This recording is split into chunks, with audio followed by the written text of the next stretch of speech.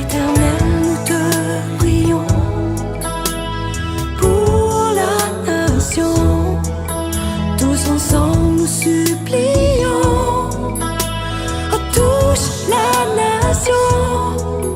Fais-nous grâce. Chers frères et sœurs, en application des dispositions prises dans l'assurance qu'avec l'aide de Dieu, notre pays sortira vainqueur de la lutte contre cette pandémie, le coronavirus, nous vous annonçons que les services dans l'église et dans les cellules sont suspendus jusqu'à nouvel ordre. Mais, comme nous savons, c'est dans l'épreuve que la foi grandit. Nous exhortons chaque fidèle à faire de son foyer et de sa résidence un sacerdoce, qu'il consacre le temps qu'il devait passer à l'église, à la méditation de la parole de Dieu et à la prière. L'apôtre Jacques, nous écrivant l'efficacité de la prière, dit « La prière de la foi sauvera le malade, et s'il a commis des péchés, ils lui seront pardonnés. » Jacques chapitre 5, verset 15. Ou encore, la prière fervente du juste a une grande efficacité. Jacques chapitre 5, verset 16.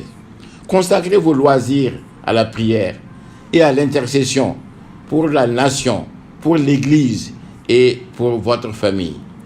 Ainsi, à l'issue du combat, nous serons plus engagés pour notre Seigneur et notre foi sera plus aguerrie. Que Dieu vous bénisse.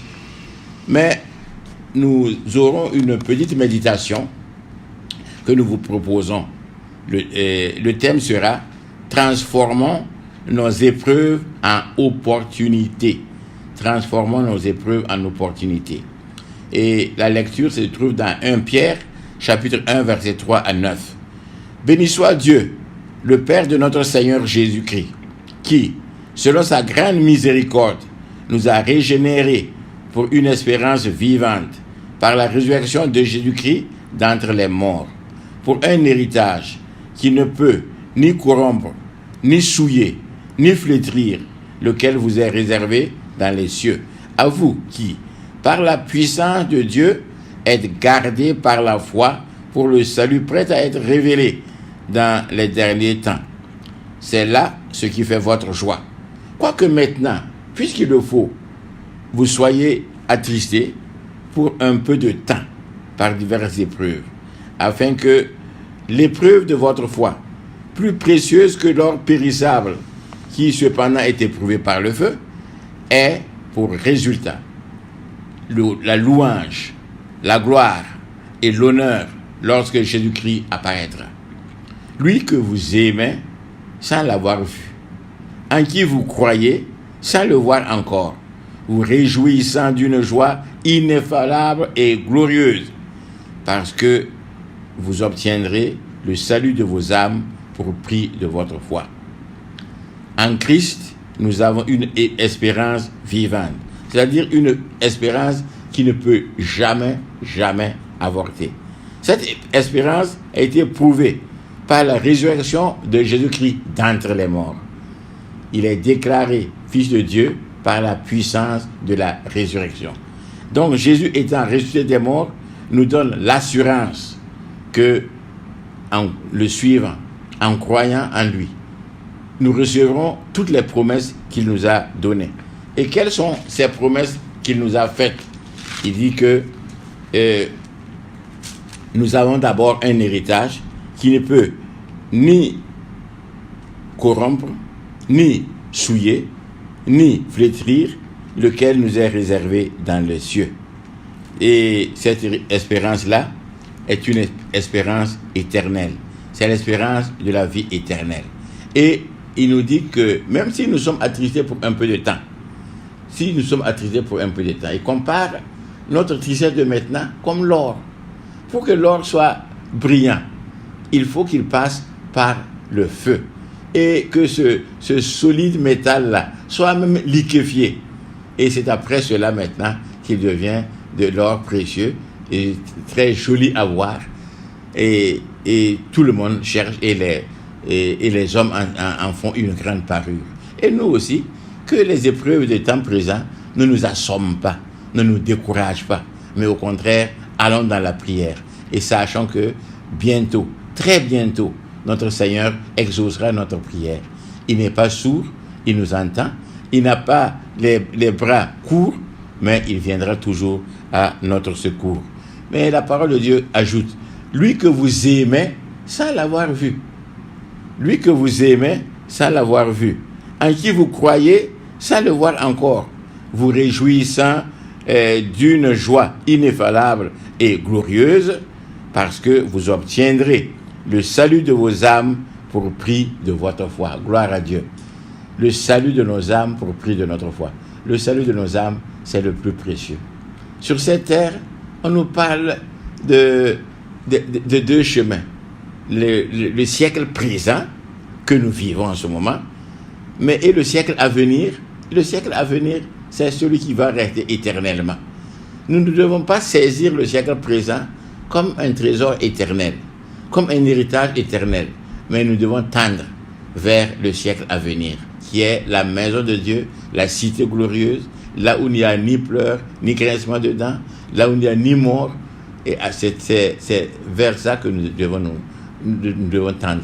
C'est pourquoi nous allons nous unir, même si nous sommes éprouvés en ce moment, par plusieurs épreuves, disons. Nous sommes éprouvés par ceux qui nous poursuivent, les terroristes, et nous sommes aussi éprouvés encore par cette maladie. Ce sont des épreuves, mais que notre foi ne faiblisse pas.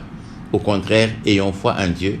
Celui qui a ressuscité Jésus d'entre les morts pourra encore répondre, exaucer à nos prières et nous bénir et nous garder.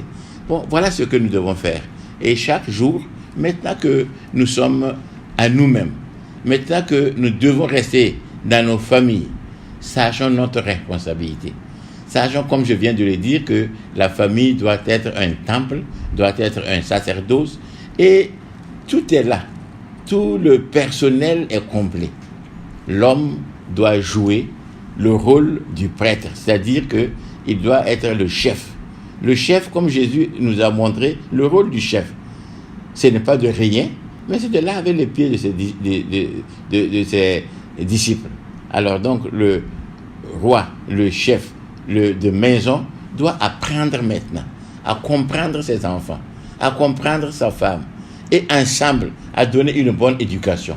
Lui que le travail ne va plus appeler en dehors jusqu'au-delà de 19h, il est donc confiné dans sa maison pour s'occuper des affaires de sa maison, pour apprendre aux enfants à lire la parole de Dieu, à prier ensemble, et pour que ce que nous vivons en ce moment disparaisse bientôt. Donc nous avons un rôle, un nouveau rôle à jouer.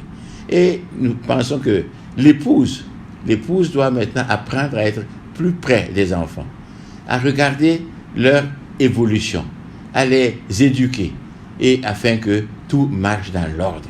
Et même les aînés, les enfants aînés, peuvent jouer le rôle des moniteurs d'école de dimanche. Je veux dire que tout le personnel, les ressources sont données dans la famille. Si les aînés jouent le rôle de moniteur d'école de dimanche pour leurs cadets, si le père joue le rôle du prêtre, c'est-à-dire celui qui doit subvenir aux besoins et aux conseils, regarder, mais avoir le temps nécessaire pour écouter les enfants, pour les conseiller, pour être à côté d'eux, nous voyons alors que tout va bien marcher. Si madame joue vraiment le rôle que Loïs, mère de Timothée, a joué dans sa vie, nous savons que la famille sera grandie. Et cette épreuve sera même une opportunité pour que l'Église grandisse, pour que en nous ayons le temps de prier avec les enfants, nous ayons le temps de prier ensemble, nous ayons le temps d'étudier la parole de Dieu, que nous n'avons pas le temps d'étudier autrement. Donc, voyons cela comme une opportunité. Voyons le fait que nous ne venons plus, il n'y aura peut-être pas de jolies chorales dans nos maisons, Mais nous avons quand même une opportunité de prier, de voir évoluer les enfants et de les conseiller de jouer vraiment notre rôle. Et souvenons-nous que la parole de Dieu est claire. Nous ne devons pas sous-estimer notre responsabilité. Celui qui se relâche dans son travail est père de celui qui détruit. Donc nous ne relâchons pas dans notre travail. Considérons ce qui est arrivé comme une opportunité de nous approcher davantage de Dieu, de laisser tomber nos loisirs qui nous amènent loin de la maison et de nous occuper de notre maison. Que Dieu vous bénisse.